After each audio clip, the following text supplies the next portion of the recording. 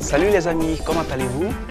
Très heureux de vous retrouver. Bienvenue à votre programme, l'Amicale. L'Amicale, aujourd'hui nous allons discuter de l'amitié, de l'intimité et tout ce qui tourne autour de ce sujet avec nos amis qui sont ici. J'ai avec moi Irène, Isaac, Florence et mon ami Dieudonné. Comment tu vas? Ma chère amie, sans transition, je vous invite donc à suivre le sketch avec notre ami le Loverman. Suivons ensemble. Je me sens seul. Il me faut quelqu'un. Il me faut une fille à qui je pourrais tout dire, me confier. Encore. Juliette, comment tu vas? Ça va. Ouais, ça va un peu. On dirait que tu es pensif là. Bon, tu vois, j'ai un grand vide là, il me manque quelqu'un. Mais je suis là. Au fait, c'est pourquoi je t'apporte un petit cadeau en signe de mon amitié. Vraiment, merci beaucoup.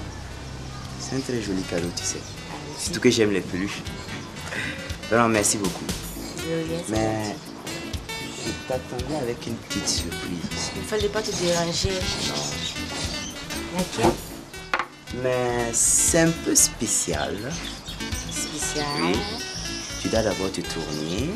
Et fermer les yeux. tu me chatouilles. Non, calme-toi. Laisse-moi faire. Tu me chatouilles? Non, t'inquiète pas. Je suis en train de préparer ma surprise. Toi aussi. Laisse-moi faire. Ah là, qu'est-ce que tu veux faire? Sois direct. Je voulais juste te déshabiller. Quoi? Te déshabiller. Me déshabiller. Ah ah. Mon sexe, là, c'est un don précieux. Et qu'est-ce qu'on avait convenu? Je t'ai dit ma dignité là. Hein? Mon respect, je l'impose. On avait convenu quoi? Quand on est sorti jusqu'au mariage, non?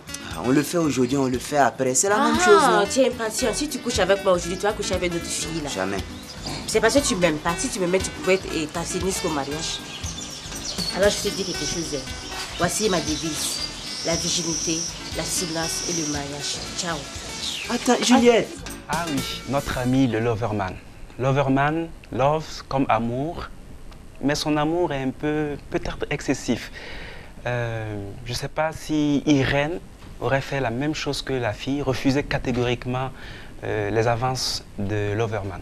Si c'était moi, Juliette, j'allais refuser. Parce que c'est pas sûr que ce qu'il ressent pour moi, là, c'est vraiment de l'amour. Si ma copine refusait de mes avances, bon, je crois qu'elle a raison parce que c'est un commandement de Dieu de ne pas avoir des rapports sexuels avant le mariage. Ben, Loverman, je crois qu'il n'a pas bien réagi parce qu'il n'a pas compris le vrai sens du cadeau. C'est un signe d'amitié, comme copain, copine, comme ça. Bon, moi, je crois que si ton copain vient te faire des avances, tu peux refuser, mais tu ne dois pas lui parler de façon vulgaire. Tu dois essayer de le convaincre, de lui faire savoir que être ami ne veut pas dire coucher ensemble, faire des rapports sexuels. Parce que qu'est-ce qui prouve que s'il fait des rapports sexuels avec toi, la prochaine fois, c'est d'autres filles. Et ensuite, en plus, si tu acceptes, si tu tombes enceinte, il va dire que non, la grossesse, là, c'est pas pour lui. Et ça peut causer d'autres problèmes. Moi, je crois que c'est pas bon de faire des rapports sexuels avant le mariage. Ben, à vous écouter, vous avez à peu près le même avis. C'est facile de dire non, ne cédons pas à la tentation. Mais est-ce que c'est vraiment évident? Est-ce que souvent on n'est pas tenté de dépasser la limite? Est-ce que vous trouvez ça assez facile? Comment vous arrivez à gérer? Bon, généralement, on nous conseille surtout d'éviter de nous approcher des filles. Ou alors, si tu es fille, tu évites les relations très approfondies avec les garçons. Alors, éviter surtout de se tenir tout seul avec l'autre, c'est-à-dire garçon-fille ou fille-garçon uniquement. Le moyen par lequel j'arrive à surmonter, c'est la prière. je partage son avis, la prière fuit les filles qui se baladent au hasard. Bon, moi, particulièrement, à l'école comme ça, quand il y a les causeries qui amènent à avoir ce désir, moi, je m'écarte. Les journaux porno, tout ça, moi, je m'écarte de tout ça. Ouais, c'est comme ça, moi, je fais. Pour éviter de tomber dans ces tentations, moi, je dis il faut éviter les films pornographiques, les journaux pornographiques, et puis éviter de suivre les conseils des mauvais amis. C'est ce que moi, je fais. Alors nous savons que les adolescents, les jeunes en général, nous avons toujours des pulsions sexuelles, nous avons toujours des désirs que on tente de surmonter et souvent on n'arrive pas toujours. On a pour cela invité un tonton, un grand frère, on va l'appeler communément un expert qui va nous montrer comment arriver à surmonter toutes ces difficultés que nous rencontrons. Bonjour. Bonjour. Comment allez-vous? Ben, je vais très bien. Merci. Nous sommes dans le cadre de l'amicale et nous sommes entre amis et nous avons décidé de nous abstenir jusqu'au mariage de tout rapport sexuel. Mais ce n'est pas de toute évidence. Alors quels sont les conseils que vous pouvez nous donner pour pouvoir arriver à cet objectif? Quand on a un objectif, on met tout en œuvre pour l'atteindre. Et ça, c'est rester sans relation sexuelle jusqu'au mariage, c'est un objectif noble. La dignité d'une personne est liée à son sexe. Fuir des relations qui peuvent nous amener dans une situation où on va justement perdre sa virginité. Et veiller à connaître aussi la fille, comme le garçon, et à avoir des gestes qui ne sont pas déplacés à son endroit parce que ça peut conduire justement à la perte de la virginité. Par exemple, prendre la main d'une fille, non, tous ces gestes, tous ces regards, tous ces poèmes qu'on peut écrire, ce sont des situations qu'il faut éviter parce que ça peut petit à petit éroder votre résistance et votre volonté de rester vierge. Et puis, vous pouvez avoir des accidents de parcours. Je voulais savoir si nous, les jeunes comme ça, nous pouvons avoir, par exemple, une copine pour s'aimer, une amitié sincère. On peut avoir des copains comme des copines, c'est-à-dire on boit ensemble, on discute de tout et de rien, mais on ne se dit pas tout. Ce qu'on dit est superficiel, mais quand ça devient une amie ou un ami, alors les choses commencent à aller plus profondément. C'est vrai que dans l'amitié, on a besoin de tendresse, on a besoin de belles paroles, mais lorsqu'il faut définir les frontières et les limites, en fait, quelles sont ces frontières, quelles sont ces limites? Qu'est-ce qui est permis? Exemple concret, est-ce que c'est permis de s'attraper par la main? Est-ce que c'est permis de s'embrasser? Parce qu'on n'arrive pas toujours à définir les limites et ça fait que souvent, comme vous l'avez dit, on dérape. Oui, souvent on trouve ces modèles à la télévision, dans les rues, et souvent on ne se pose pas la question pour savoir si ce qu'on voit est ce qui doit être. Pourquoi tu n'embrasses pas, par exemple, un garçon? Pourquoi il faut aller embrasser une fille? C'est parce que l'embrassade rentre dans un domaine et pour y arriver, il faut traverser une frontière. Là, dans ce territoire, il n'y a que les hommes mariés qui y sont.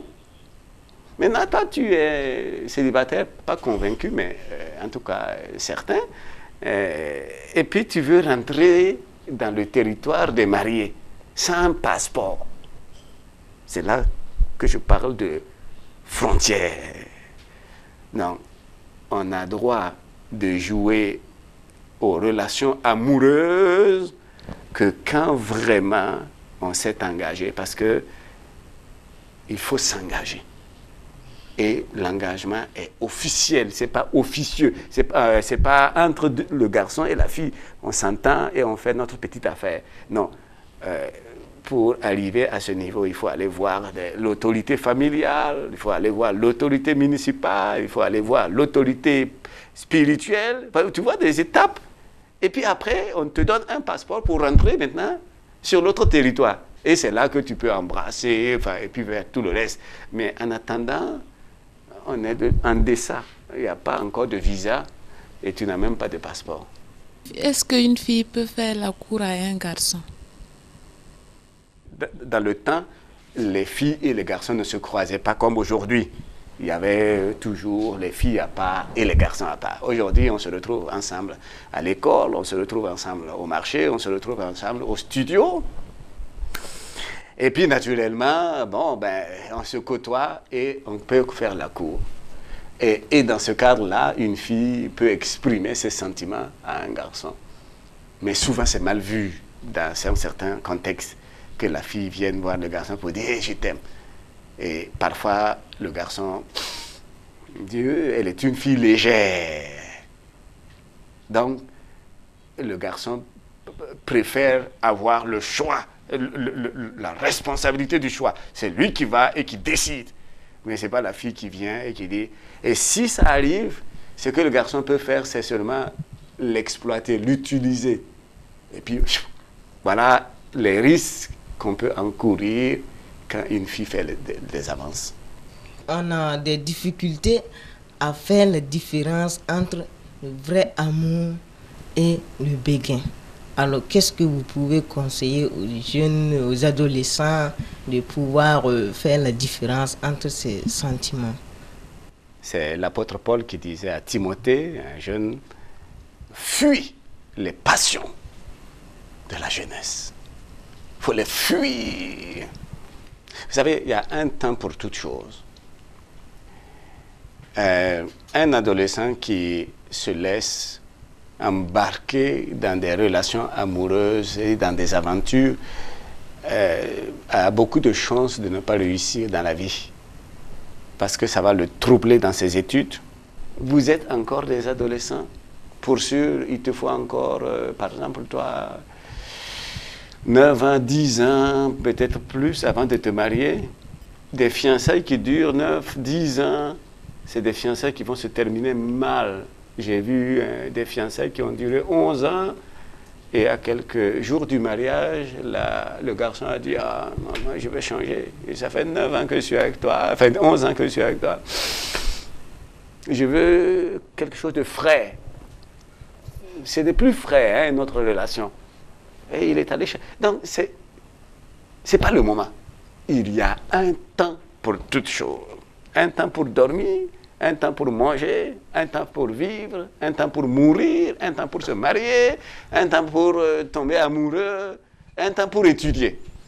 Aujourd'hui, le phénomène de la télévision, les radios, la musique, et pas mal de choses influencent les jeunes plutôt négativement. Et les conséquences, on les voit autour de nous. Que tu sois jeune, on les voit, il y a des grossesses indésirées, il y a pas mal de choses vraiment néfastes, négatives pour la jeunesse. Que tu sois, quelle que soit ta religion, c'est un phénomène déplorable. Alors, je ne sais pas quelles sont les solutions, quelle est l'attitude à tenir, à avoir pour ne pas dire éradiquer ce phénomène, mais quand même pour diminuer ce problème. Je viens de citer un verset, un conseil qu'un homme de Dieu a donné à un jeune. Fuis, fuis, fuis. Fuir là, ça ne veut pas dire il faut se mettre dans la tête que je fuis. Non, non, non. Ça veut dire il faut prendre ses jambes pour commencer à fuir. Et fuir des milieux où je risque de me compromettre. Fuir des amis qui risquent de m'entraîner dans des situations non désirées. Fuir une jeune fille qui t'éblouit. Et fuir des milieux. Si tu vas te mettre dans une boîte de nuit pour passer la nuit, naturellement, il y a trop de risques. Fuir des émissions, je ne dis pas la télévision, mais fuir des émissions qui, à la télévision, ne fait que blesser notre résistance, diminuer notre capacité de résistance. Il y a mon voisin, il me dit que lui, chaque fois, lui regarde les journaux porno, mais lui, ça ne fait pas d'effet. Est-ce que ça peut se passer? Ah bon, peut-être qu'il n'est pas il est impuissant. Sinon... Ah si, non, ça fait un effet. Je vous raconte une histoire. Un jeune homme vient vers moi et dit, j'ai le sida. Je dis, ah bon? Je dis oui. Et il commence à m'expliquer comment ça s'est passé. Il dit, j'ai regardé un film, mais il m'a dit que c'était à la télé. Mais ça pouvait aussi être ailleurs qu'à la télé. Peut-être qu'il n'a pas voulu me dire la vérité. Et il m'a dit, voilà, dans ce film, il y avait un homme et une femme qui se tripotaient. Alors, moi, j'étais là, j'ai ouvert les yeux, j'ai ouvert la bouche, j'ai ouvert les oreilles, et tout est rentré, et bien rentré en moi. Et puis, après le film, il fallait aller dormir.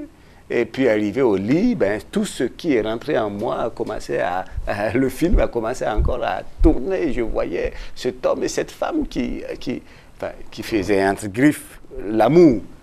Et puis, moi, j'étais excité, j'avais besoin d'une femme. Et puis, comme je connaissais une fille, je me suis levé, je suis allé, je l'ai réveillée.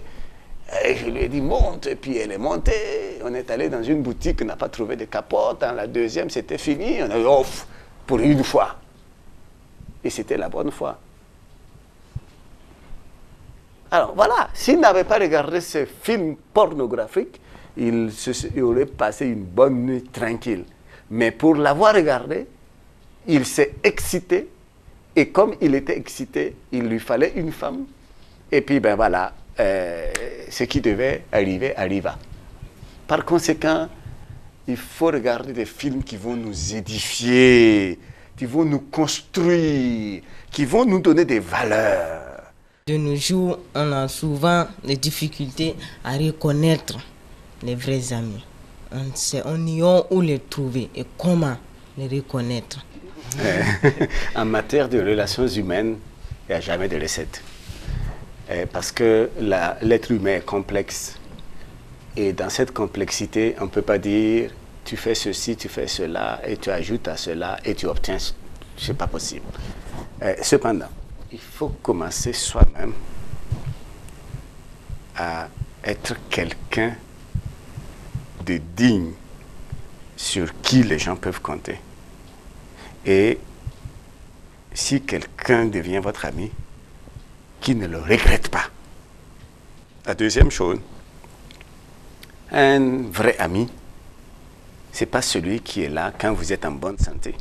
Et quand vous êtes intéressant, entre guillemets, intéressant dans ce sens que, on tire quelque chose de lui. Mais le vrai ami, vous le reconnaîtrez quand vous serez malade, et que ce n'est pas lui qui bénéficie de vous, mais c'est vous qui allez bénéficier maintenant de lui. Que vous allez le coûter. Si vous coûtez à quelqu'un et il reste, c'est un ami. Mais si c'est un copain, dès que vous commencez à le coûter, il disparaît. Dès qu'il n'y a plus à boire, il disparaît. Si vous êtes vous-même sérieux dans vos relations, il n'y aura que des gens qui sont sérieux, qui aimeraient être rentrés en relation avec vous. D'accord. Ok, nous allons donc vous dire merci d'avoir répondu à toutes nos questions. Je crois que les gens, les uns les autres, sont satisfaits. J'espère que vous êtes également satisfaits. Alors, je vous invite à présent à suivre et découvrir avec nous un groupe de jeunes qui se sont fait appeler les fabricants de joie. Comment fabriquent-ils leur joie? Vous allez le savoir et on revient juste après. Suivons ensemble. FJ, c'est un groupe chrétien, là où on apprend à connaître Dieu, là où on danse, là où il y a plein de gens sympas. On nous apprend à danser, à prier, à lire la Bible. Il y a d'autres enfants qui ne peuvent pas faire le sport. On nous apprend le sport ici. Bon, il y a d'autres aussi qui ne pouvaient pas prier. On les apprend. D'autres aussi qui ne pouvaient pas aussi apprendre et lire la Bible habituellement. On les apprend. Il y a aussi comme l'informatique, l'ordinateur, tout comme ça. Et aussi la chorégraphie, comment danser.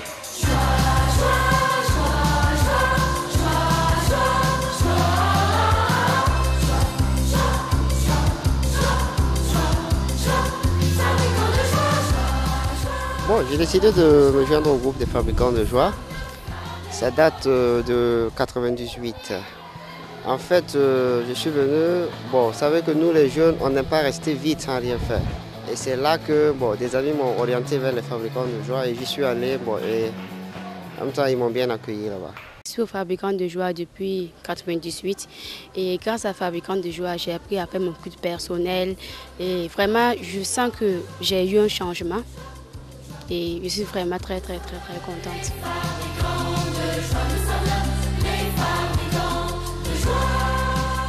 Ils apprennent beaucoup de choses parce que tout d'abord, la communion fraternelle, ils apprennent à avoir un temps mis à part pour Dieu socialement. Oh. La communion fraternelle, à s'aimer les uns les autres, à partager, par exemple, à se rendre service, quoi. Fabricants de joie, nous on se considère comme des frères et sœurs. On apprend à s'ouvrir aux autres, à parler comme si nous étions des frères et sœurs. J'apprends à aimer, surtout l'amour entre les enfants. Et puis, on se partage des problèmes, des soucis. C'est intéressant d'être en groupe. C'est comme tu te sens chez soi, quoi. C'est comme ce sont ta famille, comme c'est chez soi, quoi.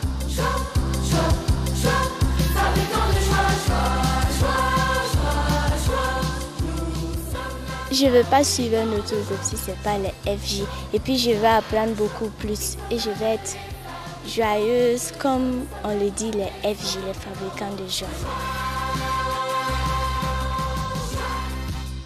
Est-ce que Irène ou Florence est prête à être fabricant de joie? Bon, je dirais oui, je suis prête à être fabricant de joie.